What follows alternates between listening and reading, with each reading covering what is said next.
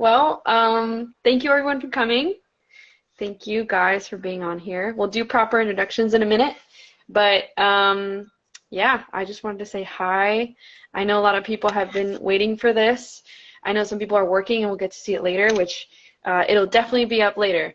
So we'll put it up on my Instagram. I think it's IGTV, and then I'll have it up on my YouTube channel as well. So you can share it and it'll be real easy. Yay. Yeah, yay. Feel free to get any questions in the chat. We'll be trying to get to them. There's always like a learning curve to this. We're going to be presenting and reading everyone's stuff. But yeah, welcome. We'll have our gaffer Liam on as well later. It'll be us for now, but we'll get to everything in parts. So yeah. So you'll get an inside look into our process, techniques, and specs. Get those questions going in the chat. Like I said, we'll get them as they come in. If there's anything we missed, like send it again. We'll get it at the end. But yeah, we have a couple questions that came in through the Instagram story, and we'll get those in as well. Just a reminder to donate if you'd like. The Indiegogo is still open, and it'll be open for the next couple days. But if you happen to donate while we're on live, Sasha's going to let me know, or at least we're going to try to catch those, and we'll give you a little shout out live on here as well. And thank you to everyone that's donated so far. Yes, please. Sorry. In case you need it. Yes, thank you so much. But yeah, feel free to donate. Any amount counts. Any amount really helps. $1, $2, any of it. It really does end up stacking up. And thank you to everyone that's donated so far. I'm so happy the way the pace is going. It's like breathtaking that all the work is actually paying off. So thank you so much. All right.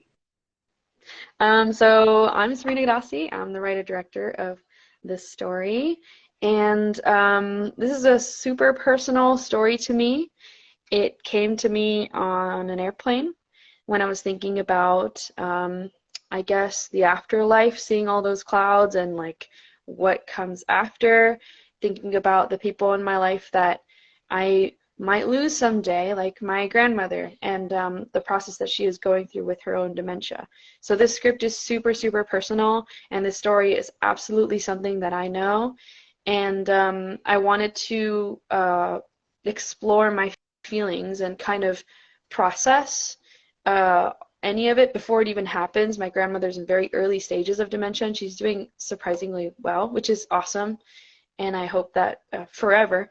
But you know, it's just a reality, and being such a big part of my life, I wanted to kind of embrace the inevitability of losing a loved one, especially such an important one, before it even happens. It was really important for me to be able to like accept that and not have it just happen to me all of a sudden. So that's what the script is, and that's what this whole story is. But yeah. So from the very beginning, I knew I had some pretty specific visual references. So things like Magritte, you know, like these really like crazy shots of like people floating up into the clouds. That's something that I was really interested and focused in, because we had this recurring theme of clouds as kind of representing the haze of dementia and the loss of memory, and kind of this ephemeral quality of fog and clouds and just vapor in the sky. I think that's something that really resonated with me from the beginning. We also have some shots from Summer Interlude. I know they're just clouds, but they're really nice clouds from Summer Interlude, so I highly recommend that watch. But yeah, we got Laurel Wong here, our lead actor. Hi, how's it going? Hi everyone, I'm Laurel Wong. As Sabrina said, I was the lead actor on Senility. Yeah, do you have any questions for me, Sabrina? I do. I have a couple that people sent in. But yeah, I'd love to chat some more about kind of our process. I'm always really thankful to have actors that can kind of roll with the punches and go with my techniques and actually be a part of the process. I like to think that actors also enjoy that, and you can speak to that later. But um, I think some people can have more of like a remember your lines and just show up kind of deal. But I like to be like a part of it the whole time and kind of let the actors like own decisions about the character inform our creative decisions. It's kind of like a dialogue more than just like a decision process. So yeah, I wanted to talk a little bit more about like our rehearsals and what we were talking about with this character and who she is, rather than just a person that's going through like, oh, she's sad, Right. the end. Like the complexity and like kind of like more about who she is and yeah, like the depth that can be in this like mourning process and like Yeah. denial. Well, when you first approached me with the script, like I am much more used to like very narrative, very literal, like more linear storytelling, and less of a monologue where it's unclear who the character's talking to. So yeah, at first I was like, this is like not necessarily in my wheelhouse. This is very abstract, very like definitely like more experimental, like less clear. There's a metaphor behind it all. There's a lot of figurative language. There's a like it's a lot more abstract than I'm used to. So at first I was like, this is gonna be a challenge for sure, especially like huge monologue. I think Yeah. my personal acting process, I'm like feed a lot off of other actors and like reacting and the energy that other actors are giving me. So especially since like the big monologue, like I'm not necessarily talking to anybody or like receiving anyone's energy. It's just like super different. Um, but yeah, when we rehearsed, like I loved how it was just a conversation between us, like just understanding the script, like where you're coming from writing this, my own story with, my grandmother, like it's a grandmother-granddaughter relationship, and I like have my own story with my maternal grandmother, my papa. So she actually passed away 5 years ago, and so that was Mm. like a big loss in my life. And she had cancer 3 times. She like Oh my survived God. Yeah. twice, like the strong woman that she is, and um, yeah, she passed away 5 years ago, and that was tough. Losing someone over time, just seeing her, I don't know, like get weaker and weaker, and you go through these like roller coasters of, she's doing better, like, oh, she's doing worse. So, there's like a big roller coaster that comes with that, especially emotionally and just to our whole family. Um, so yeah, this definitely resonated with me, like, um, seeing someone just like go a little bit and then come back, and then, there's this ebb and flow that's like really hard and really tragic, but it's a part of life. And so, yeah, you like just grieving even before the true loss of somebody, is such a thing. And like going through grief and denial and acceptance and everything. And yeah, grief is just like such a complex feeling. Like there's so much behind it. Um, so yeah, it was like challenging because it was abstract, challenging because it was deeply personal. But whenever I approach a character, like I always try to separate myself from them. Like, okay, like yes, I want to add my own personal story to this. Like I want to add truth to this. Um, Hmm. but ultimately, like this is somebody else, and like having Sabrina's story inform it, having my story inform it. Um, but yeah, ultimately, like this is a different world that we're living in. Um, yes, rehearsals. Yeah, started with a conversation and then just going through the script. I was definitely like daunted by the amount of monologue there was, but Oh my God. chose not to worry about that.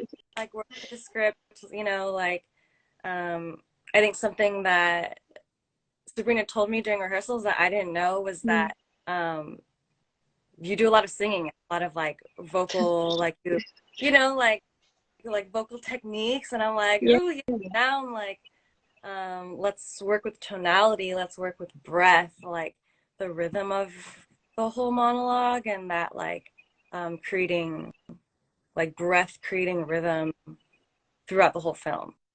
Because my character's speaking is like kind of a constant, like a through line throughout the film. So yeah, a lot of breath work, which I had not done before, which is really cool. You know, pacing with breath and just with, um, yeah, how breath informs emotion, which informs meaning. Totally. No, totally. And I mean, we had to like carve dimension into like a 3 minute monologue, right? And like we're doing all these takes that were, oneers for the most part, just like Laurel sitting down while everyone's staring, like 3 minute long monologue. I mean, I think we did an awesome job. I think you killed it with like the pacing and getting, some complexity in there. It's a story. It's a story at heart, and you're a storyteller. That's what your character is, and you're telling your experience through this like metaphor. And I think we created that like, you know, yeah, the environment and totally like an ambiance. And I think it turned out really Yeah. well. Um, but yeah, I think that touches kind of on one of the questions we got, which was how was this like emotionally? And yeah, I mean, I totally hear you. A lot of our conversations we're talking about dementia and loss, which are universal experiences, at least in terms of loss and losing someone you love. And aging is just something that is super taboo and like not talked about. And I get it, it's sad, but we were all sitting there talking about these things with every person on my team, and even Tiana, who was the actress playing the grandmother. So I really appreciate it, and that does take emotional work, right? Yeah. And we're all putting our own experiences into this, but I like to think that yeah, it was done with like in a realm of fiction, which I think kind of enables you to have some Yeah. space, The like you were saying. separation is important. There's definitely a lot of like, I'm glad that I have like closure and like healing from migrant. Like it's not a fresh feeling. I think if it was like a super, super fresh feeling, it'd be tough, you know, to separate. Totally. Like make sure you're taking care of yourself too. Um, and not like let the character like consume you, like, and just, like it not being like an unhealthy escape, or, just taking care of yourself. Um, Something Totally. else that we were talking about, Hmm. um, just with our experiences and also the character, like just sort of like the helplessness that comes with grief and losing people either to dementia or to cancer. Um, yeah, and just like as being like a family member, like you take on some responsibility for the well-being, even though like it's really not up to you. Like aging is just like so inevitable. Yeah. Um, and like when you start losing somebody, like you start appreciating them more, and like you start realizing how precious this life is, because you don't realize someone's going until they're gone, or like you don't like Mhm. appreciate someone's presence and just their existence and aliveness until they start leaving you. um Totally. yeah, so Yeah, and I mean, I think this story is like that's exactly what we were trying to kind of do. Like we wanted it to be about um, like a story of warning, like what could happen if it goes wrong, and what could happen if you don't stay present for the people in your life and stick around and pay attention. Because that's another thing with dementia. I think you spend so much time taking care of the person that you don't spend valuable time, mhm. and you spend so much time like correcting when they accidentally call like the sibling, like, oh, that's my husband, no, no, that's your sibling, like you spend so much time trying to correct and trying to bring things back to normal, but you don't think about the time spent and the quality of life. And um, this is kind of a story about what could happen if you don't. And I think we're both lucky to be very present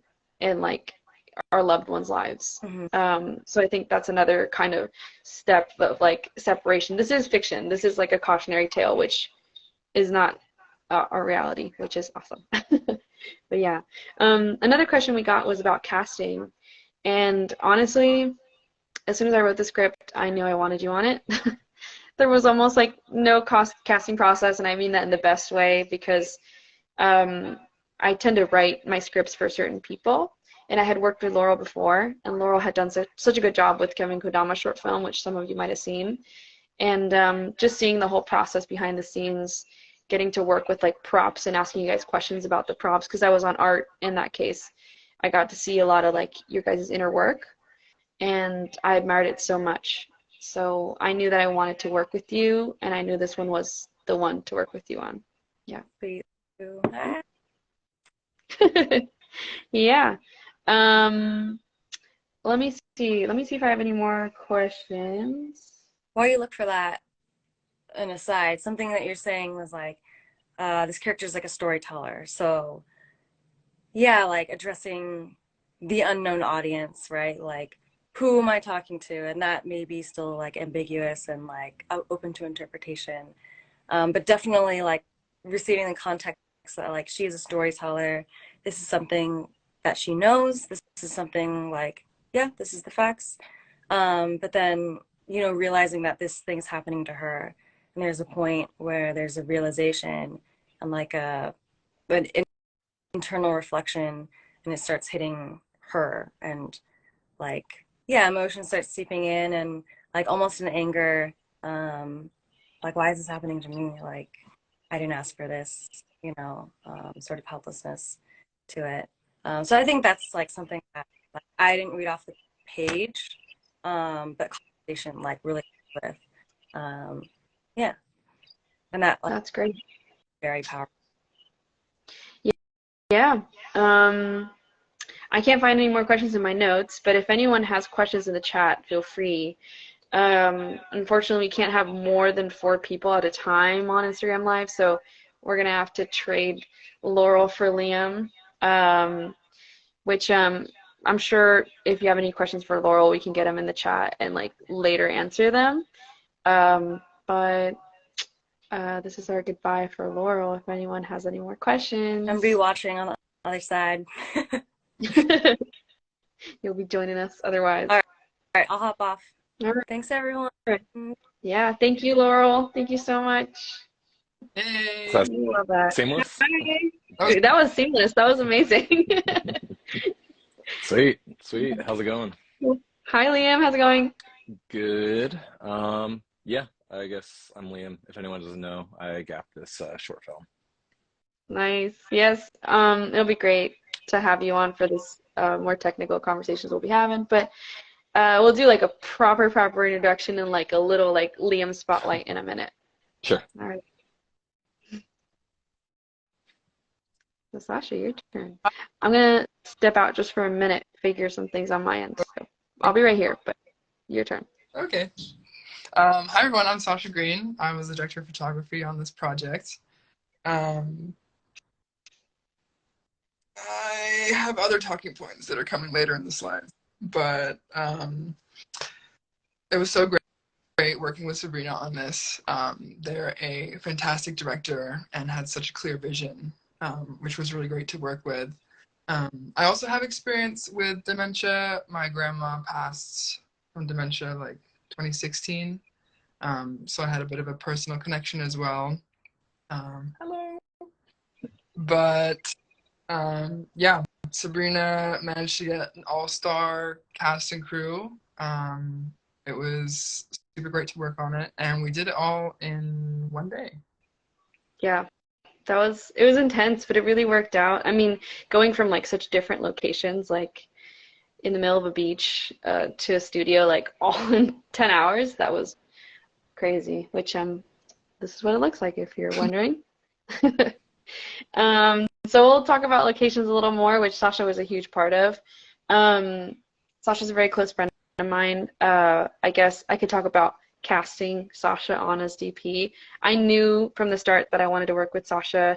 We have such an easy way of communicating with each other. Sometimes it can be really daunting, I think, as a female filmmaker to talk to DPs, especially when it's like I didn't have that much camera experience as I do today, which is crazy, but it's true.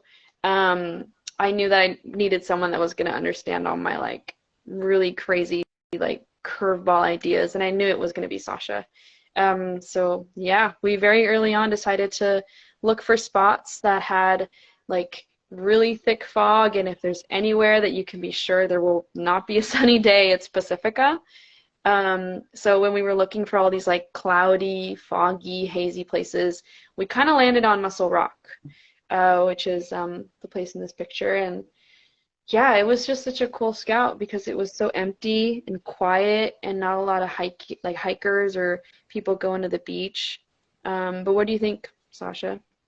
Yeah, it was a lot of fun.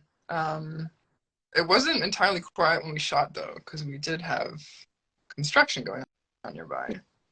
Excited, huh? Oh, you can't tell. Showed up. You can't tell, which is like miraculous, but that's because of our sound guy, Pablo. He's fantastic.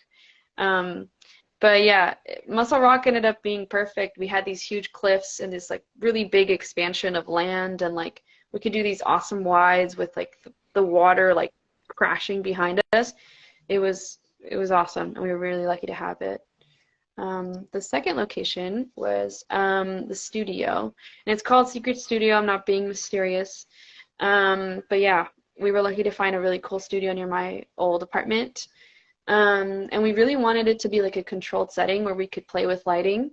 We'll touch more on some lighting effects that we did later with Liam, but we were pretty experimental with our lighting. It's a really straightforward script, and it's like a story, but the lighting we wanted to be really like evocative, and we wanted it to be kind of a representation of how the audience is supposed to feel, so like disoriented and really immersed, and we'll show some examples soon. But we wanted a place where we can really mess around with lighting. We wanted this like theater kind of stage effect. So we had these black curtains in the background, this awesome wood floor, and this one stool in the middle. So we had this like spotlight moment for Laurel at Secret Studio, which was awesome. Yeah. And here's the camera setup, and here's Sasha to tell you more about it. We rented the Red Komodo. We shot in 6K RAW and 17:9 aspect ratio. And then we used the Zeiss lens package. We had a 28 and 50 millimeter. Sabrina was very clear of their vision of these like gorgeous wide shots, which I love. And I also pushed for some close-up, which I'm really glad we snuck in there because I think it turned out great. I also want to shout out my AC team because they were great. First was Alex Long, and second, Abby Curlett. They did a great job. Yeah. Yeah, I mean, I think it ended up looking great. I hadn't worked with the Red Komodo as my own before, but I had worked with the Red for my own thesis, and I just really like the color science, and I think it's such an awesome camera to shoot on. It's a very powerful square. It's fantastic, and once you really get a good build on it, you can do so much. And it looks so cinematic. Like getting it in DaVinci now and messing with like the color is like insane. You could do so much, and it's so like it's such malleable footage. I'm so thankful that we got to use that camera. Yeah. So pretty early on, we were looking at some visual references. We really wanted to like experiment with lighting. I had just seen Philadelphia, which like I don't think anyone is like, oh yeah, what an experimental film. But there are some scenes which I'll show later, which are to me mind-blowing, especially because they're in such a context of like a sad, otherwise pretty serious film. And I loved the contrast there, so that was something that we definitely wanted to explore. We also had a lot of these like hair light ideas that's up there with the summer interlude shot. And then in the second picture, which is Crimes of the Future, it's like also about the costume. I definitely wanted that style of costume, that movie aced costume. But these like really fragmented kind of lighting choices that are motivated by their surroundings, but in the end, to me, very experimental, just kind of accidentally. Here we have that shot from Philadelphia I was talking about. It's supposed to be like a fire effect, but what it is like a key and a backlight just kind of taking its turn, which we'll look into that later with Liam. But yeah, that was kind of one of the effects we were trying to do. And then this like water effect, which is from Blade Runner. Shout out to Denis Villeneuve. Yeah. So the top picture we have is from our scout that Sabrina and I went on. We hit a couple spots, and this was our favorite by far. Just the land and then the ocean in the back was just beautiful, and the view of the clouds. So like I said, we definitely took advantage of the landscape for our wides, and then stuck in some close-ups as well. And then the second picture is from the Secret Studio with Laurel. And I believe this is a picture from our only dolly shot the whole film, because the entire rest of the film is on tripod. We wanted the audience to be an observer and not necessarily active in the story. The film is very performance-based, and we wanted to focus the viewer's attention on the two characters. And I think we were able to get some really beautiful shots of that. Yeah, it looked fantastic. We'll get some more examples in a minute, but yeah, it looked fantastic. All right. Liam, This is hi. my intro. Yeah, I guess second intro. Liam Forrest, for anyone who doesn't know. Forget which one of you guys reached out to bring me out to this project, but yeah, no, it just sounded really, really interesting. Sabrina was really forward about wanting to be experimental with the lighting, which definitely drew me in, just being able to play with some stuff. So yeah, that and it being a one-day shoot, you know, it's always a challenge, and challenges are fun. So it's a very fun project to be brought on. Yeah, and Liam ate. Liam did a great job. So yeah, I mean, I guess just breaking down the line setup, we did actually have that light map 4 plus in our order, but I actually remember there was a problem with the feeder cable, so that actually never ended up getting used. Oh, for sure. Yeah, the majority of our stuff did come from sourcing. There's a lot of single source stuff, even with like how experimental it went, and just because it was, you know, moody. We mostly went with the 600, I think it was a 600X and 300X, and I think we actually had, I think it might have been a Nanlite 300 as well that kind of played in one scene. And then I think someone had like a few just like little LED panels. We might have thrown those around for Phil, but mostly it was just 600X and 300X, and definitely when we were exterior, it was just bounce, and that was pretty much it for outside. Yeah, there's definitely a couple like BTS shots of just Liam Yeah, just outside holding bounce. smashed into the bounce cord. Yeah. Yeah, with like a throw, like Yeah, blanket around you in the very cold. cold. Yeah, it's very windy. It was very, very cold. The biggest challenge from the studio was we didn't get to do it, or at least I didn't get to do a tech scout, but Yeah. it was smaller than I expected. Like the locations love taking the like wide angle pictures that make it look huge. So controlling the spill off of the black solid off the back was probably the biggest challenge of shooting there. So that also ended up simplifying some of our setups, I think, just to work around the location. But yeah, this one, we just have the 600X with the Fresnel high up, shooting down, going through a silk, and then just we have a black solid flag to get that off the back wall. Then we were filling in a little bit on the side shot with the Nanlite 300, and then we just had a 300X on a low boy behind Laurel, just giving her just like pretty strong hair light. Because I remember we just really wanted that to pop. Yeah, and then the only thing that's not included in any of these diagrams is the floor was kind of this like glossy stage floor, so we did have a last minute adjustment of trying to throw down as much, like I think we used trash bags or some black solids, just anything to get some of the spill off the floor, make it as dark as possible. But yeah, that was step number 1. Totally. I'm pretty sure this is referencing, and I hope it's next in here, but I'm pretty sure this is referencing that like Philadelphia kind of effect with like the timed setup. But here's the example that we were talking about. So it's kind of Yeah. like we were timing the like, key and then like the hair light and then some lighting in the back to kind of create this kind of like kaleidoscopic kind of effect. So and this was during the monologue, and we have the shots that are like us like testing it before without the dialogue so that we could get some examples in there. But you'll see it, how it plays in the short film once it's made public. But yeah, it's this kind of like trippy effect we were trying to make.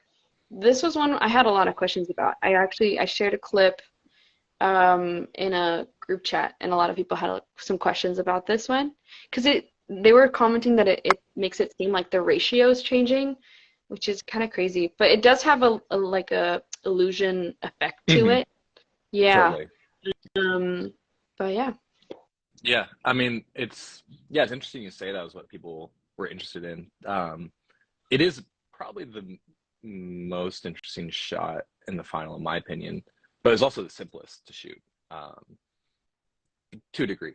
Just because it was a single source, what we had was the 300X above Laurel. We had the aperture lantern on that, and that was just full skirt to just get up off the wall and just really just right above her. I think it was like not even that far above her because the rigging beam we had was also kind of low. But just tied that up. Orlando went up there, rigged the ballast to the rigging bar, and then I just had a rope and just tugged it and let it kind of do a little. I think there was somewhere it was like spinning, but then it naturally just kind of wanted to end up going back and forth. Yeah. But yeah, no, I really love that shot. And you're right, it does have kind of like this like illusion effect to it, just how, you know, you never really see that kind of perspective of like a soft light overhead, but also just pivoting like that, I guess, and swinging. So it does some really interesting things to the face. And as far as also the challenging part of the studio, that was the most, I don't know what the word is, like welcoming for us. It just like everything off the wall, everything on Laurel, and then just one light. Yeah, so it was pretty straightforward to do, actually. Yeah, totally. I mean, I kind of remember it being like we were all like waiting, like, okay, when are we gonna like pull and it's gonna be a circle? It kept doing this like thing, and then we got it to go in a circle. And but even at like towards the end, we were doing these, like I said, 3-minute monologues of like just Laurel running through the whole thing. So at some point, the light's gonna go back to this like pendulum effect. It really worked out, I think.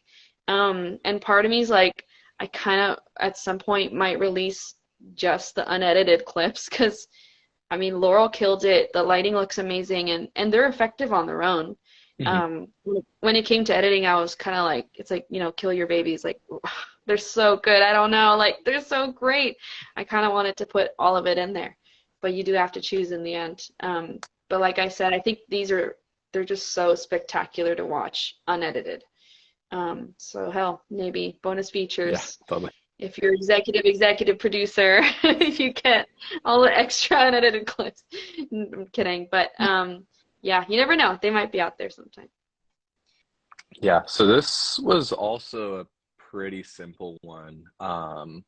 If we had a bigger space and more Mylar, I think it would have gotten more of the desired effect that we wanted. I think it still looks really cool, but I would have loved to see more spread on it. But anyways, basically it's just I had some Mylar left over from another project, and I just remember learning this through like a YouTube video or something that I watched like ages ago, and I'd always wanted to try it.